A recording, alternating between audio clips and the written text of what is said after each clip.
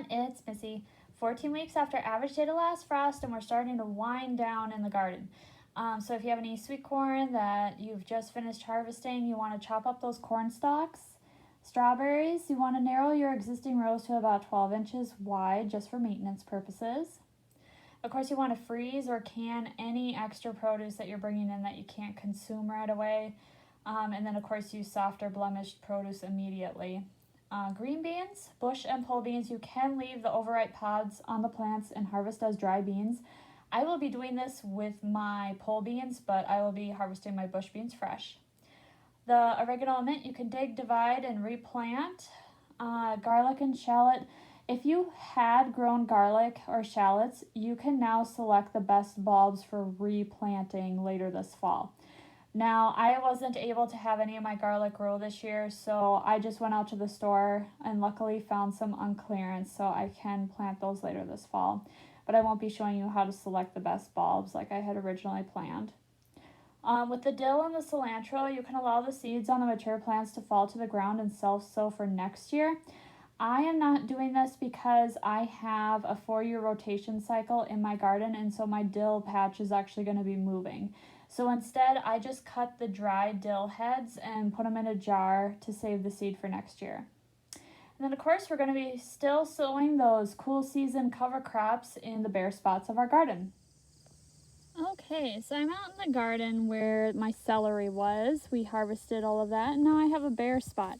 Now you can keep planting your cover crops, such as winter rye, but I'm actually going to plant another type of cover crop, which is oats. And these are the oats. I grabbed these from our feed bin. This is what I feed my ducks. And the difference between oats and winter rye is winter rye, when the frost comes, it will go dormant. And then it will actually start growing again in the spring. So then you have to till it into the soil. Oats, on the other hand, when the frost hits it, it dies. It's done. So when spring comes, it's not going to have that regrowth. It's going to be decomposed into the soil, and it should be fairly easy to till in. So that's kind of also what you want to think about when you're choosing your cover crops. Do you want it to regrow in the spring or not? So this is a small enough patch. I'm just going to test out how the oats work in just a small area. But basically I'm growing them because I want to make sure that the weeds are suppressed. We don't have any erosion of the soil. We get a lot of wind through here in the wintertime. And also I want to have a manure crop, or a green manure crop as they call it. So just like the winter rye, I'm just taking it, scattering it across the ground, and I will rake that in, and we'll see how that comes along. Over at the buckwheat, that is where the potatoes were, you can start to see some flower heads appearing.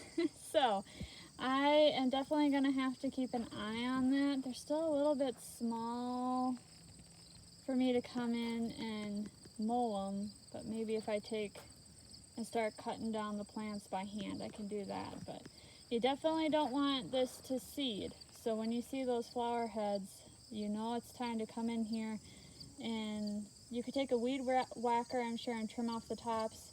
You could take a scissors. You just want to make sure that the plants keep growing, but definitely do not want them to have flowers that turn into seed. And then I'm just going to show you over in my net.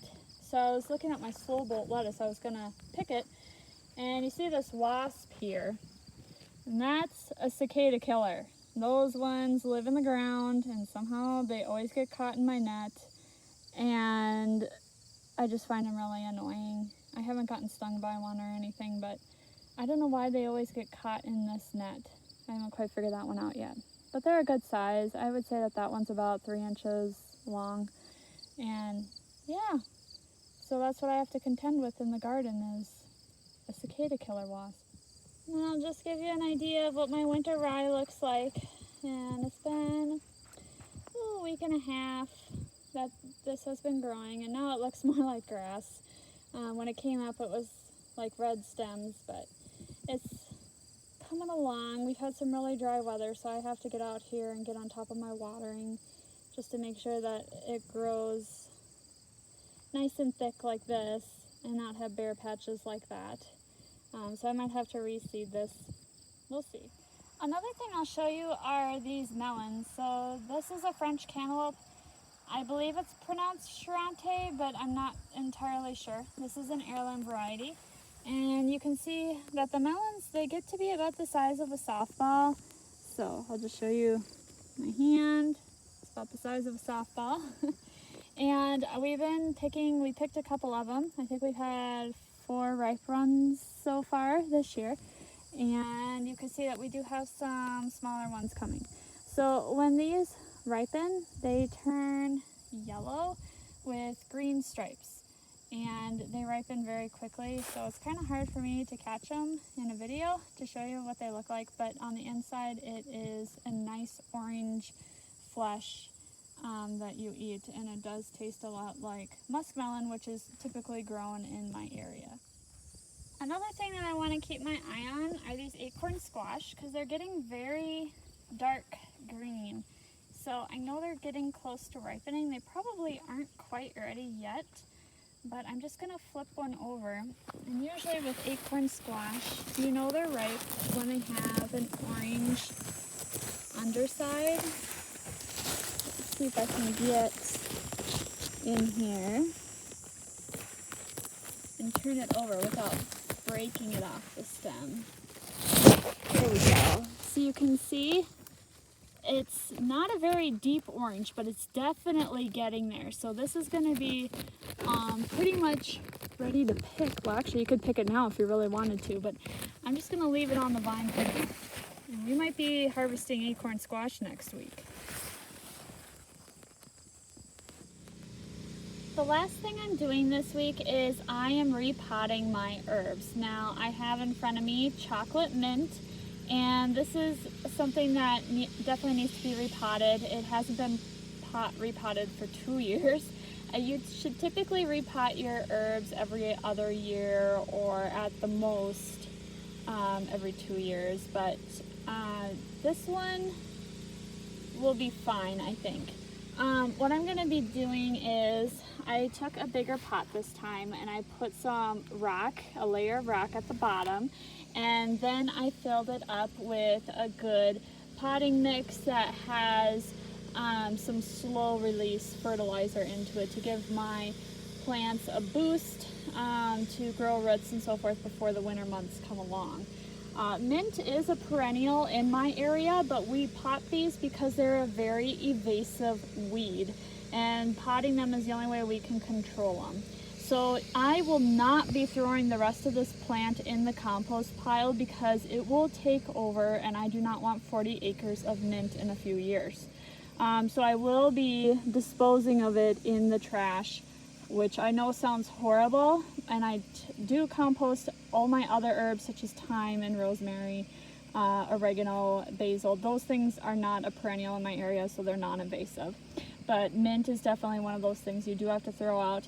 If you have some friends that want some chocolate mint, this would be the perfect time to divide it and give them pieces of their own. But what I did is I chose the part of the plant that I feel has the best, greenest growth, and I took my trowel and I just went and I just cut that section out. Now I did cut this section out as well, but I don't think I'll be saving that. So I'm going to set that aside, and this is the one I chose to save. And so I'm just going to put that in my pot over here. Now you can see that the soil level is low. I want to have the soil level to be at least up here. So I will just add some more dirt to rise the plant up. But another way to know that you need to repot your herbs is when I pulled it out, all the root growth is on the edge of the pot. Like it's wrapping around and around the pot, and there's really not much root growth in the middle. So by putting this now in the middle of the pot, it gives it the opportunity to grow out to the sides, and you'll have a healthier herb plant next year. And that wraps up this week's garden checklist. If you have any questions, please leave a comment below. Otherwise, thanks for watching, everyone. Bye.